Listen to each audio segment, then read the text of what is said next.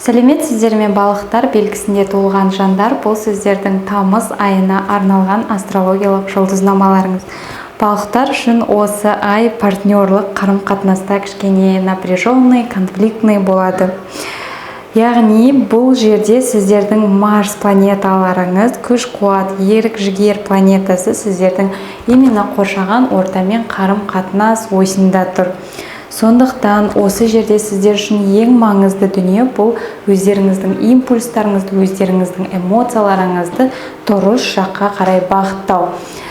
Яғни бұл жерде партнеріңізбен керісінше конфликтқа түспей, басқа адамдармен бірігіп жұмыс істеуге, сондай бағытқа, жақсы шығармашылық бағытқа қарай сізге пайда әкелетін бағытқа жіберу. Екісі күні бізде ай толатын болады. Бұл сіздердің 12-ші домдарыңызда болады. Яғни ай толған кезде мен айтамын, всегда бұл бір кульминация, бір қорытынды жасайсыздар. 12-ші дом бұл ең соңғы дом болғандықтан, бұл жерде сіздер бір жаңа этапқа дайындық ретінде бір кульминацияға келетін боласыздар. Яғни бір мәселелерде нүкте қойылатын болады. Және де осы күні сіздерде жұмысыңызға байланысты бір айқындық, анықтық пайда болады. Осы күні Марс пен Юпитердің арасында благоприятный аспект бар, тригон деген. Яғни сіздерге осы жерде сондай бір шешім қабылдауға алыстағы бір құпия, бір өздеріңізді ешкімге айтпай жүрген бір партнерларыңыз сіздерге поддержка болуы мүмкін. Одан кейінгі келесі аспект 7-сі мен 10 күні аралығында болады. Бұл аспект напряженный. Бұл Юпитер мен күн планетасының арасындағы квадрат аспекті. Бұл сіздердің 3-ші, 6-шы домдарыңызда болады. Яғни бұл жерде жұмысқа байланысты бір қарбалас боласыздар. Мүмкін бір жақын жерлерге барып келуіңіз де мүмкін жұмысыңызға байланысты. Және жұмысыңыздағы адамдармен кішкене конфликт болуы мүмкін, именно ер адамдармен. Және де осы кездері бір жұмысқа байланысты құжаттар оформлять етуіңіз мүмкін, құжаттар дайындауыңыз мүмкін, жұмысыңыздан сұратуы мүмкін, немесе сіз жаңа жұмысқа тұрайын деп жатқан болсаңыз, соған жинап жатуыңыз мүмкін, бір документтер, бір жұмысыңызға керек құжаттар мүмкін. Ол сіздерден 6-шы дом болғаннан кейін бұл денсаулықтың домы. Мүмкін сіздер бір анализдар жинайтын боласыздар, чекап өту керек болады. Көптеген дәрігеріңіз анализдарыңызды сұрауы мүмкін осы кезде. Одан кейінгі келесі аспект 8-і күні болады. Бізде 8-і күні планетарлық астрологиялық жаңа жыл. Бұл кезде Арыстан белгісінің қақпасы ашылады. Жалпы бұл 2 апталық период 24 шілде мен 12 тамыз аралығында болады. Осы кезде біздің планетамызға галактикадан, космостан күшті бір энергия түседі. Сондықтан бұл кезде міндетті түрде өздеріңізге келетін ойларды қадағалаңыздар. Осы кезде сіздерге өте құнды ойлар, идеялар келуі мүмкін.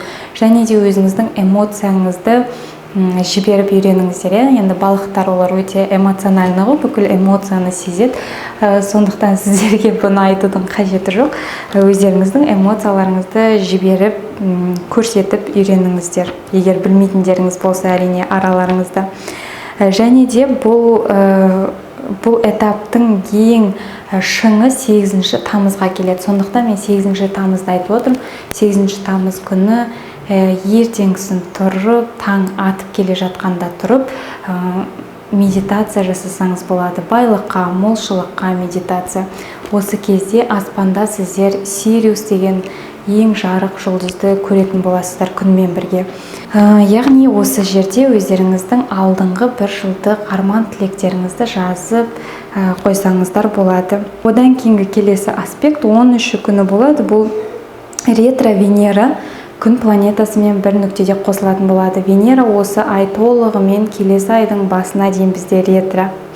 Көбінесе бұл Венераны көп адамдар сезбей жатады. Осы кезде кейбір адамдардың самооценкасы түсіп жатады, өзін некомфортно сезінеді. Өйткені Венера планетасы әдетте күнге қатты жақындамайды, 48 градустан артық жақындамайды. Ал ретро қозғалыс кезінде ол өте қатты жақындайды күнге, сондықтан күн оны өзінің энергиясымен, шуағымен басып тастайды.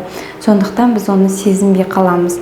Енді бұл сіздердің 6-шы домдарыңызда болады, яғни бұл 4 жылдық цикл, жаңағы львино-венерианский цикл деп айтады. Венераның арыстан белгісіндегі цикл. Енді бұл жерде сіздерде алдыңғы 4 жылда именно жұмыс, денсаулық мәселесі актуальна болады. Яғни сіз осы жұмыс, денсаулыққа байланысты қабылдаған шешімдеріңіздің кульминациясы, қорытындысы именно 4 жылдан кейін болады сіздерде. Және де 2015 жылды еске түсіріңіздер. 2015 жылы жұмысыңызға байланысты, денсаулығыңызға байланысты қандай да бір созылмалы ауруларыңыз болды ма, солар қайтадан шығуы мүмкін, обострение болуы мүмкін. Сондықтан денсаулығыңызға көбірек көңіл бөліңіз.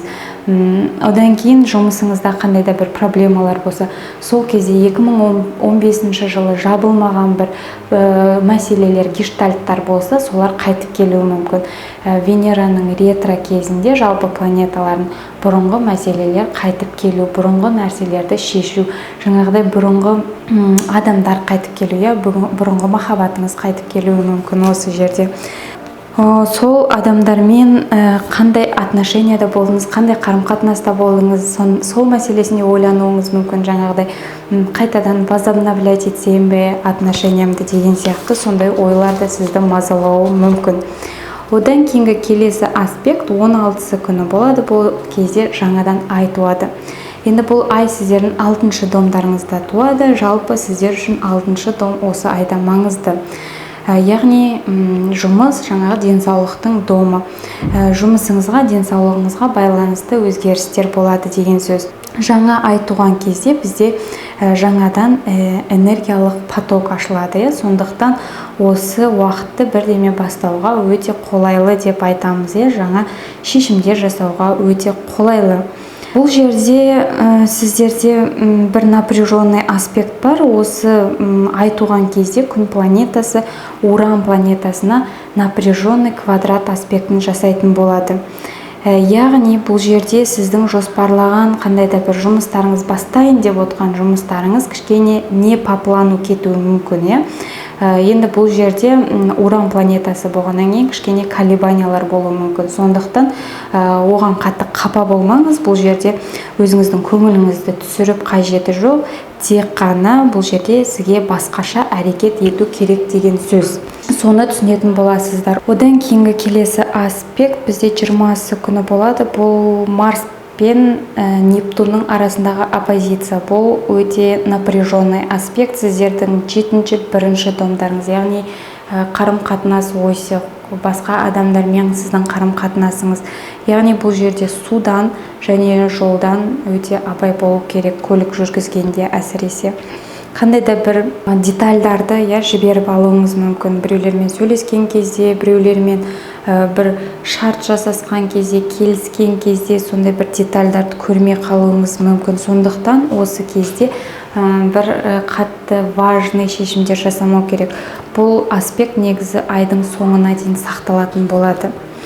Және де осы жерде сіз туралы басқа адамдардың ойы қате болуы мүмкін. Немесе сіз басқалардың ойын, сөзін түсінбей қалып, бір кішкене конфликттарға, спорларға бірден кіріп кетуіңіз мүмкін. Сондықтан бұл жерде сіздерге сабырлы болу керек. Келесі аспект 24 күні болады. Меркурий планетамыз ретро қозғалысқа кіретін болады. Ол қыркүйек айының ортасына дейін ретро қозғалыста болады. Яғни бұл сіздердің 7-ші домдарыңызда. 7-ші дом деген енді қарым-қатынас, сіздің сүйіктіңіз, сіздің жұмысыңыздағы партнерларыңыз болғандықтан осы жерлерде қайтадан қарастыру. Өзіңіздің партнерский отношенияңызды қайтадан қарауыңыз мүмкін. Бұрынғы партнерларыңызбен қайтадан отношенияны возобновлять етуіңіз мүмкін. Өзіңіздің сүйіктіңізбен қандай да бір проблемаңыз, күйеуіңіз, әйеліңізбен проблемаларыңыз болса, сол жайында көбірек сөйлесуіңіз мүмкін. Одан кейін сіздер қарым-қатынасыңызда қандай да бір проблемалар, минустар, ұнамайтын жерлерді түзетуіңіз мүмкін. Бұрынғы өткен проблемаларыңыздың қайттан беті ашылуы мүмкін. Жабылмай қалған проблемалар немесе сіздің көңіліңізде қалып қойған проблемаларды қайтадан әңгіме қылуыңыз мүмкін. Және де бұл жерде Меркурийдің ретро кезінде көбінесе техникалық заттар, алуға болмайды. Және осы кезде егер үйленемін деп ойласаңыздар, үйленіңіздер әрине, бірақ та Венераның ретро екенін ұмытпаңыздар, және де Меркурийдің да ретро екенін ұмытпаңыздар. Меркурийда бұл кезде бір қандай да бір құжаттарды жаңадан жасауға, қол қоюға кеңес бермейді. Одан кейінгі келесі аспект 25-26 күні болады. Бұл өте гармоничный, өте удачный аспект. Бұл Марс пен Плутонның арасындағы тригон. Бұл сіздердің 7-11 домдарыңызда болады. Плутон бізде трансформационный энергиясы бар планета, ал Марс ол импульс, энергия, адреналин, әрекет, күш, жігер. Сондықтан бұл жерде егер өзіңіздің осы күнге дейін қорқып жүрген, шеше алмай жүрген, батпай жүрген сұрақтарыңыз болса, сондай өте маңызды шешімдерді жасап, бүкіл ерік күш жігеріңізді қолыңызға алып, сондай жұмыстарыңызды шешуге өте қолайлы аспект. Энергетический күн деп айтуға болады бұл күнді. Одан кейінгі аспект 27 күні болады. Марс таразы белгісіне кіретін болады сіздердің 8-ші домдарыңызға. Енді Марс деген бұл энергияның планетасы болғандықтан айдың соңында өте энергичный боласыздар. Қандай да бір өзіңіздің финансовый сұрақтарыңызды шешуде өте энергичный боласыздар. Және сіздің имуществоңызға байланысты сұрақтар шешіледі. Мүмкін сіз енді таразы белгісі болғаннан кейін бұл компромистің белгісі, мүмкін алимент алу, жаңағы страховка алу деген сияқты вопростарды егер барлығын тепе-теңдікте ұстап, компромисқа келіп, қатты қызба болмай, қатты импульсивный болмай шешетін болсаңыз, барлық жұмыстарыңыз жақсы жағынан шешілетін болады. Міне достар, жалпы тамыз айына астрологиялық жұлдызнамаларымыз осындай. Барлық планеталардың қозғалсын жүрсін, өзіңізге тек жақсы жағынан пайдалануларыңызға тілектеспін. Дендеріңіз сау болсын, бақытты болыңыздар, бай болыңыздар. Келесі кездескенше сау болыңыздар.